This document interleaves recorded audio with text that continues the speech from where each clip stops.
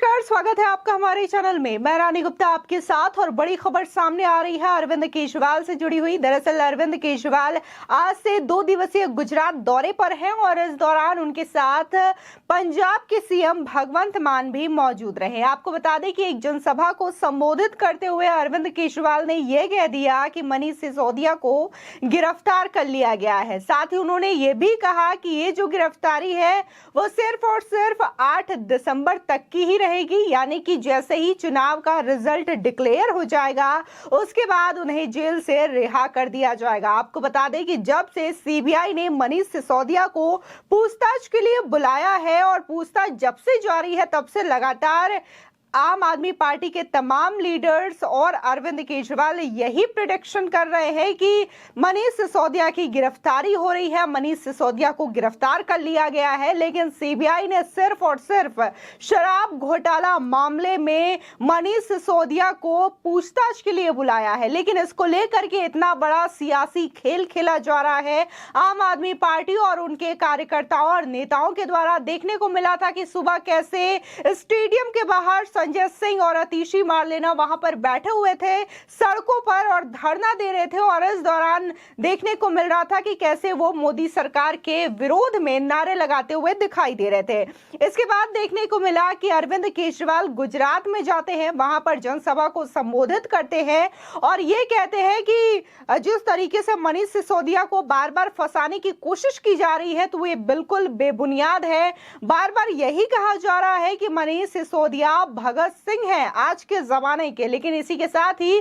कई लोग लगातार पलटवार कर रहे हैं और ये कह रहे हैं कि आप अपनी चोरी को छिपाने के लिए, अपने भ्रष्टाचार को छिपाने के लिए आप शहीद आजम भगत सिंह का अपमान नहीं कर सकते। यह भगत सिंह के साथ साथ उन तमाम क्रांतिकारियों का अपमान है जिन्होंने देश के लिए अपनी कुर्बानी दी, देश के लिए अपनी शहादत दी है। इसी के साथ ही आपको बता दें कि आज गुजरात में जो बौखलाहट थी अरविंद केजरीवाल की बीजेपी को लेकर के वो साफ साफ दिखाई दे रही थी। और जहां सीबीआई मनीष सिसोदिया से पूछताछ कर रही है शराब घोटाला मामले में, तो इसका जो कहीं ना कहीं बौखलाहट है वो बीजेपी पर उतारते हुए अरविंद केजरीवाल दिखाई दे रहे थे और ये कह रहे हैं कि आईबी की रिपोर्ट में ये खुलासा हुआ है कि गुजरात में आम आदमी पार्टी अच्छा परफॉर्म कर रही है, गुजरात में जनता बदलाव चाहती है, जिसकी वजह से बीजेपी ये कदम उठा रही है और मनीष सिसोदिया चुनाव प्रचार न कर पाए गुजरात में, इस वजह से उन्हें जेल में डाल दिया गया है। तो इस तरीके के झूठ अरविंद केजरीवाल बोलते हुए नजर आ रहे हैं और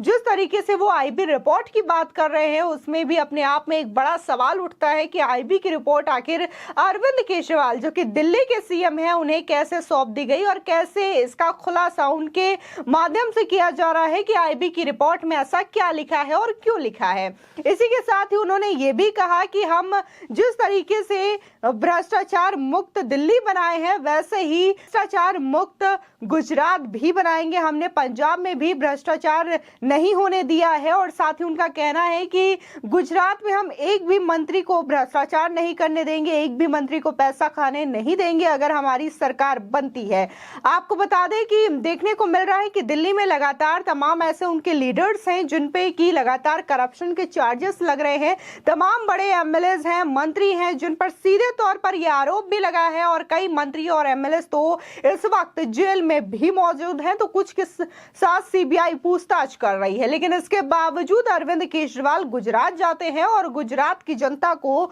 गुमराह करने की कोशिश कर रहे हैं। इसी के साथ ही उनका कहना है कि जिस तरीके से उन्होंने दिल्ली में बहुत सारे स्कूल बनवाए हैं, बहुत सारे हॉस्पिटल्स बनवाए हैं, तो वैसा ही हॉस्पिटल और स्कूल गुजरात की जनता को भी देंगे, गुजरात में भी बनवाएंगे। और इसका जिक्र करते हुए उन्होंने कहा कि हमने पंजाब में सरकार बनाई और पंजाब में भी हमने बेहतर हेल्थ मॉडल लॉन्च किया है और वहां के हेल्थ मॉडल से लोग संतुष्ट हैं। लेकिन पंजाब की भी स्थिति लोगों के सामने है, दिल्ली की भी स्थिति लोगों के सामने है। हेल्थ मॉडल की जगह लोगों को क्या दिया जा रहा है, क्या सुविधाएं दी जा रही हैं। आपको बता दें कि पंजाब में देखने को मिल रहा है कि हर युवा कैसे नशे की लत में डूबा हुआ नजर आ रहा है और ऐसी ही तस्वीरें कहीं ना कहीं दिल्ली से भी देखने को मिल रही है। वहां पर जो मोहल्ला क्लिनिक बनाए गए हैं उनकी क्या स्थिति है, वहां पर डॉक्टर होते हैं कि नहीं होते हैं, मरीज वहां पर जाते हैं कि नहीं जाते हैं, ये भी स्थिति देखने को मिलती है। इसी के साथ ही जिस एजुकेशन मॉडल की बात करते हैं और मनीष सिसोदिया की पीठ थपथपाते हुए अरविंद केजरीवाल दिखाई देते हैं,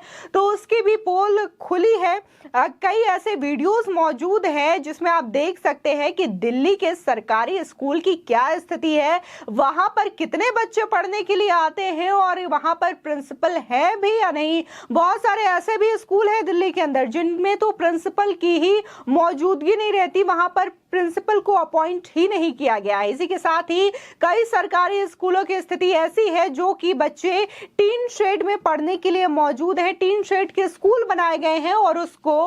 शानदार एजुकेशन मॉडल का नाम दिया जा रहा है, शानदार स्कूल का नाम दिया जा रहा है। आपको बता दें कि क्लासरूम बनवाने को लेकर के घोटाले की लिस्ट सामने आई थी, उसमें देखा गया था कि कैसे स्कूल के क्लासरूम बनवाने के नाम पर भी केजरीवाल सरकार पर जमकर घोटाले का आरोप लगा है। इसी के साथ ही तमाम तरीके के आरोप लगातार अरविंद केजरीवाल सरकार और उनके मंत्रियों पर लगते हुए दिखाई दे रहे हैं। आपको बता दें कि अरविंद केजरीवाल ने गुजरात में बोलते हुए ये कहा है कि लगातार 27 सालों से जितने भी आंदोलन हुए हैं उनके खिलाफ जिस तरीके से एक्शन लिए गए हैं, उन तमाम लोगों को जिन पर चार्जेस लगे हुए हैं आंदोलन के दौरान, उनके केसेस वापस लिए जाएंगे और उनको जेल से रिहा भी किया जाएगा, ये भी अरविंद केजरीवाल का कहना है। इसी के साथ ही अरविंद केजरीवाल ने यह भी कहा कि जिस तरीके से तमाम लोगों को नौकरियां नहीं मिली है, किसान परेशान हैं, युवा परेशान हैं, तो उनकी भी परेशानी का समाधान करेंगे, सभी को मुफ्त में बिजली देंगे, मुफ्त में शिक्षा देंगे, मुफ्त में इलाज देंगे। लेकिन अगर पंजाब की बात की जाए तो पंजाब में भगवंत मान के जो विधानसभा सीट है और उनका आवास है संगरूर, वहां पर कैसे हजारों की तादाद में किसान टेंट गड़ा करके धरना देने को मजबूर है, उनकी मांगों को नहीं सुना जा रहा है और यही सरकार जाकर के वहां पर बैठी हुई है, गुजरात में चुनाव प्रचार करने में व्यस्त है। लेकिन किसान किस तरीके से वहां पर अपने दिन गुजार रहे हैं, धरना दे रहे हैं और इस धरने की वजह क्या है, शायद भगवंत मान ये भी जानने की कोशिश नहीं कर रहे हैं। इसी के साथ ही जिस तरीके से अरविंद केजरीवाल बार बार अपने मोहल्ला क्लिनिक की बात करते हैं, एजुकेशन सिस्टम की बात करते हैं, तो इसकी भी पोल जनता के सामने खुल चुकी है कि आखिर किस तरीके से जनता को गुमराह करने का काम किया जा रहा है। बता दें कि कई ऐसे टीवी डिबेट्स के भी फुटेज सामने आए हैं जिसमें कि बीजेपी प्रवक्ता और आम आदमी प्रवक्ता बैठे हुए होते हैं और जब ये सवाल किया जाता है कि दिल्ली में ऐसे कितने स्कूल आम आदमी पार्टी के द्वारा बनवाए गए हैं या फिर कितने हॉस्पिटल्स बनवाए गए हैं, तो सामने से यानी कि आम आदमी पार्टी के प्रवक्ता जो बैठे होते हैं